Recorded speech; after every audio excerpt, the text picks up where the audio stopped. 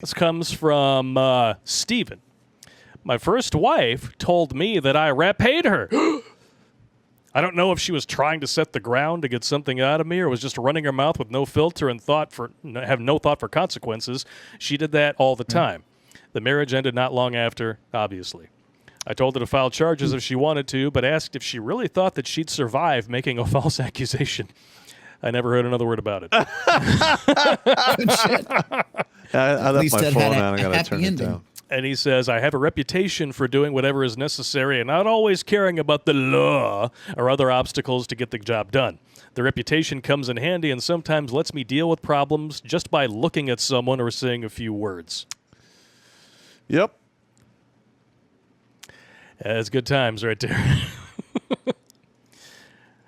Yeah. I love when a simple fight can just be like, oh, really? It's like those dudes who have to get 6 inches from your face and yell at you to try to intimidate you, and you're just like, oh, really? And then you just put your mouth guard in. All right, let's go. I like, just put a fucking mouth guard in, bro. No, we're going to take you home. He's drunk in public. He's fine. I'm just going to take him back. Yeah, I did that at least 2, maybe 3 times. I just literally reach the upper cargo pocket, take out the mouth guard while they're running their mouth. We should have you do that and then like put in like the shotgun racking when you do that. Just kind of like in, was it Mission Impossible Fallout for some reason? Henry Cavill has to cock his own arms before he fights somebody. Looks about right. This one comes from, I don't even know what to call him. He's got like 2 different names here, so we'll just call him Kyle. All right. Popp and Blake, I found you guys through the How to Survive a Gunfight videos. Still funny. I've never really discussed the situation with anybody, but felt like this was as good a time as any. I was a freshman in college in the fall of 2006, accused of stalking by a classmate. I lived in a small town and randomly saw the girl out in town twice. I was ambushed before class by the school's resident ball buster, Karen. I was pressured to sign a paper and avoid the girl the rest of the semester. My side was not even heard. There was no mediation between us. Finally, later in the semester, the woman who oversaw the small adjunct campus we attended mediated. The air was cleared and we parted on good terms. The next semester, however, I was not allowed to take any class she was in, which was a pain in the ass. The semester after that was no longer a concern. She dropped out due to getting pregnant by one of the county chads. Wow. I've seen her a few times over the years, and we continue to get along fairly well. It is still such BS how the school handled it, and now things are much worse. Well, I know. And listen, the only way this is going to get repaired is we're going to have to sue the fucking schools. You damn right. Listen, it's got to be fair. There's got to be evidence. If there is no evidence, then it's over. That's the way this country works. That's how it should be. Yeah. The fact that we have gotten so comfortable with crucifying people in the court of public opinion over hearsay, sorry, that is not what this country was all about. This is the main reason why we've made the Working Man Survival Guide. Yeah, which is coming along quite well. Yeah, that should be out soon. It's going to be out for Memorial Day. That's one of the problems, and just to keep it short and sweet, what you're seeing again with this wonderful paperwork here is charge stacking, which is something that they tell you not to do, but most prosecutors do in this country. If you've ever been inside of the courtroom, you know they will stack charges. They're hoping something sticks, or better yet, it'll be over what in this case would have been a misdemeanor, maybe a fine, maybe some community service or something, but they'll stack them to where they can get you 60 years, or in Trump's case, allegedly 135 years. Or good luck with that. Here's the problem. 90% of cases that end up in court end in plea deals, and a lot of that is based on circumstantial evidence. They don't want to actually go to trial because they fear that they're going to be doing 65 years for, as an example, jaywalking, right? That's a terrible example, but that's how they get you.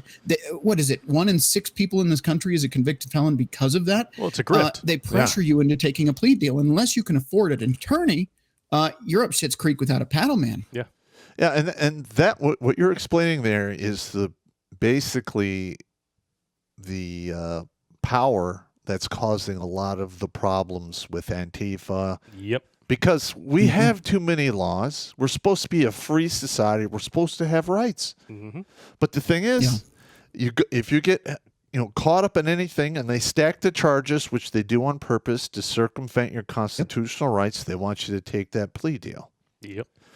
Okay, and if you don't, they punish you by actually, maxing you out for the most part if you're found guilty. And they're doing it to that one guy who was on our show. Yes. He's still in Wayne County. He's now in his 4th year in a county jail. No trial. He can't get a goddamn fucking trial. I mean, that is bullshit. Yeah. And that's the other thing that they're going to have a lot of trouble with the Trump indictment is because there's no actual crime listed in the charges against him. It's a violation of his 6th Amendment rights. He needs to be apprised of exactly what law, what crime it is that was supposedly committed. Yeah. And because there's no real crime there, it's all circumstantial bullshit and no exculpatory evidence was allowed. Good luck trying to get this. Isn't he hiring like a separate lawyer for every fucking charge? I don't know. I don't know about that, but he should. That'd be hilarious. There is at least a silver lining to this, maybe. The fact that Trump is facing these bogus charges, and this is a campaign season coming up, it might actually draw light into the legal system being corrupt. I would love that. There is some hope there. Yeah. Yeah, I hope that you're absolutely right. The problem is there's so many people now who still get their fucking news from the talking heads on TV, the fucking idiots like Rachel Madcow, etc. The culties. Yeah. And people who have made up their mind that he has to be guilty of something, they don't care. Just like that they still think Bill Cosby is guilty. Like, it was bullshit that he got let out of prison. I was like, do you know anything about the fucking case? No, didn't think so. Right. Well, there were so many accusers. There has to be something there. Has to be true. Well, then. Oh, yeah. Okay, that's great. We'll take that into account. Now do the Clintons. Uh-huh. Or. Oh, you want to go there, do you? Yeah. Well, there's so many people, then they should have a lot of evidence. Let me see it. Where's the evidence? Oh, wait, you don't have anything. It's all just hearsay and whininess and bullshit. Yeah, listen, the eyewitness. What's interesting is eyewitness. They're chasing after. Yeah, I'm sorry. Eyewitnesses historically have just shitty track record for being accurate. Yeah, especially when you have no physical evidence. Go ahead, Rhino. Sorry, man. Yeah. Well, no, it's just we have flight logs to a certain island. We have names on those flight logs. Yet we're not doing anything about that either, are we? Nope. Nope. It's bullshit. Isn't that great? We have the Hunter Biden laptop. We know that the president committed treason. Numerous companies associated with a certain 2020 ice cream social have come out admitting there were systemic errors, but, we're not going to do anything about that. But the guy who wants to let murderers and rapists back on the street because no one is above the law will elevate a misdemeanor to a felony just to go after a political adversary, and everybody seems totally fucking okay with it. And the circumstance that turns these misdemeanors into a felony isn't even in that 16 pages. No, it's not. There's nothing listed just here. that alone should get the whole thing tossed out. It should get tossed out faster than your ex when the fire department was done with her. Allegedly. You're going to get me goddamn sued, bro. Allegedly. Sorry, bruh. God damn it. We got another story here from Wrecker74. Actually, he sent us a few, but we'll read one here. I was working for the Navy on the civilian side of things. I was going through my onboard training for my job, and it was a company-wide training for all the trainees. There was this really good-looking blonde with about 10 to 15 mile-an-hour fun bags and 15 to 20 mile-an-hour rear bumpers. Sounds like one of my exes. Was she a horse chick by any chance? Let me say before I go further that I pay attention to every detail about every person everywhere I go because I've learned over the years that the devil is in the details. Back to the story. Yes, he is. She comes up to me during a break during our training and starts trying to hit on me and ask me out. I had noticed her wedding ring when she had walked into the room. I was talking with a group of 3 other individuals I knew growing up in school when she came up to me. She asked me if I wanted to go get drinks and then maybe back to her place afterwards. Very forward and direct about what she wanted. I could hear Popp on my shoulder saying, "It's a trap, bro. It's a trap. 7 minutes of fun, 18 years on the run." I simply responded with, "No, thank you." Yep. She asked why, and I told her there were 3 reasons. 1, she's married. 2, we work for the same company, and I don't mix business with pleasure. And 3, I simply wasn't interested. Nice. I had more important tasks at hand than to entertain a woman. She followed up with, well, I'm only married for the benefits. My husband is actually gay, and we were high school best friends. We got married for the benefits. A metaphorical huge red flag with flashing lights and sirens came erupting from the top of her head in my mind when she said that. I once again politely reiterated to her that I'm not interested, and I turned away to continue my conversation with my colleagues. I thought that was the end of it. Yeah, no. It's not. Next day, I get a call from HR to come up to the office. There we go. I worked in a different area than the main office to talk to them about something. So I head up there, and they sit me down and tell me that I've had a sexual harassment complaint filed against me. I ask them, from who, when, and where? They tell me that a female had come to them stating that I'd come on to her in a very forward and direct manner that made her very uncomfortable using profanity and sexual innuendos. I tell them it's BS and that I have multiple witnesses that can attest to my innocence. I then proceed to call all 3 of my colleagues on speakerphone without letting them know I'm at HR. I asked them about the interaction the day prior between me and the female in question. All 3 said the exact same story, that I had no difference to the shock that I had with no difference to the shock of the HR ladies. Nice. After the final phone call, they looked at me in absolute shock and bewilderment.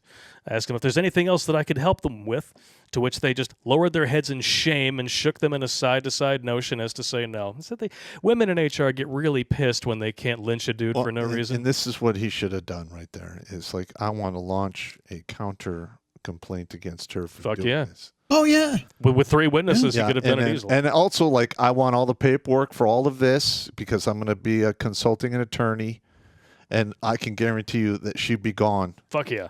They'd be like, oh, shit, this could really blow up. She lied. Oh, fuck, we're stuck in the middle of a quagmire of liability. Oopsies. Flush. Yep. He ends the story with, I then proceeded to walk out without another word. They were ready to fire me on the spot, but I proved my innocence and kept my job. What happened to the female, you might ask? Absolutely nothing. She kept her job, and I worked at the company until I left. I never said another word to her, and if she was in the same area as me, I would go out of my way to avoid her and not be seen by her. But, yeah, that's exactly what I would have done. Listen, I had a similar thing in the military. Yep. And I literally had to leave the meeting, go to my office, burn the footage for the meeting that I had with this particular female first lieutenant, and had to show it to everyone. And then they want to do the same thing. Well, obviously, this is a big mistake. I go, well, it was a mistake until you hand me the counseling statement. And then I have all the other witness statements here. So this is going to the Department of Defense IG. Get ready for some fun. Nice. Fuck you. Damn right. That's beautiful right there. Yep. I got one more here from LB Weaver. Remember, dudes, we're going to be going to new tech, and I want to hear your stories in the chat. I watch your podcast on Rumble, signed on under the name LB Weaver. I definitely have a false allegation that truly screwed me at the time. In 1999, I was turned over to HR, again, another HR story, by a coworker who reported me for making death threats against my then coworkers. Never did any such thing. Wow. I never said anything about wanting to kill my then coworkers. And I had more of a temper then than I do now. From 1999 to the present, of course, you mellow out, which I think I have. In 99, I was working with an older black woman who was always complaining about people in the office. I thought of her as a friend and a so-called confidant, and I'd vent whenever somebody got on my nerves. Little did I know, she was just playing me at the time. This is why you don't socialize at work. No. I was called into the office. Absolutely not. Yeah, I was called into the office during our company Christmas party and repeatedly grilled about whether I'd made threats to take out some people in the office, if you know what I mean.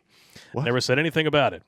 I told them repeatedly that I never said any of those things, and they didn't believe me. They said, I want to believe you, but I'm not sure I can. I was going out of my mind, got emotional, was told to shut up as I was desperately defending myself, and yet I lost my job the day before Christmas Eve. Wow. Bullshit. Whoa. A couple of weeks later, my ex-coworker called me and gave me the names of everyone who complained about me, a.k.a. turned me into HR. At the time, it was her I believed. Well, her word I took because she was the only one who seemed to be on my side. I thought about filing a lawsuit, asked around, and was told that I needed to pay a retainer of $15,000 before anything could be done. I was unemployed. Where the fuck was I going to get $15,000? So I tried to put it behind me. Several years later, I ran into one of my ex's bosses from the office. I'd been working somewhere at the time, bouncing back from what happened in '99. We talked about the firing, the grilling, the accusations. He apologized repeatedly, told me he never thought I was the type to make any threats, much less carry them out, but was ordered by HR to terminate me.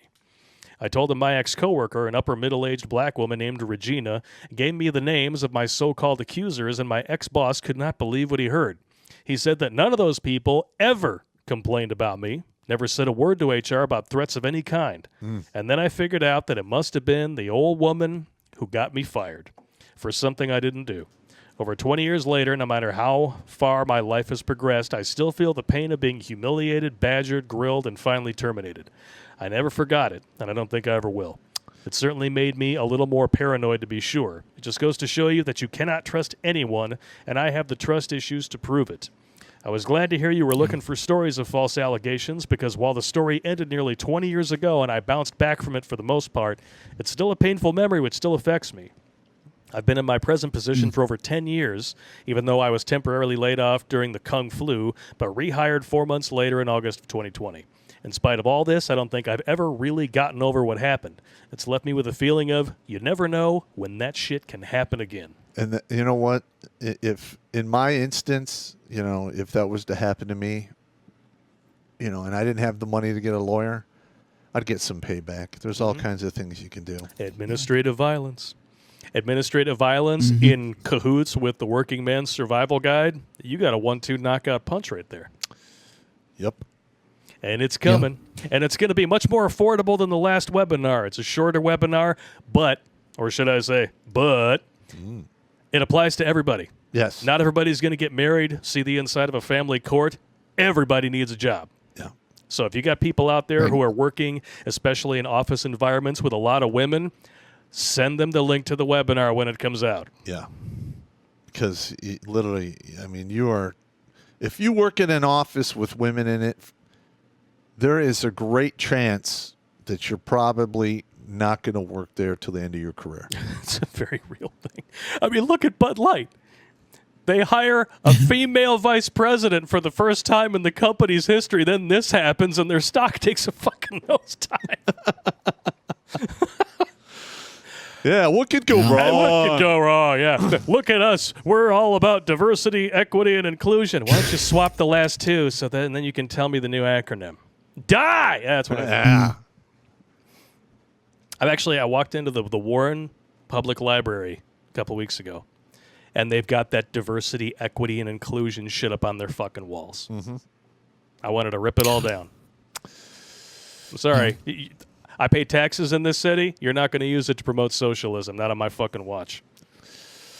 Yeah, well, it's getting bad. Watch Grunt Speak live every Tuesday and Thursday at 8 p.m. Eastern. And if you want to join Popp for Supporter Sundays, go to redonkulous.com/donate and make a monthly pledge. A link is in the Meat Gazer box.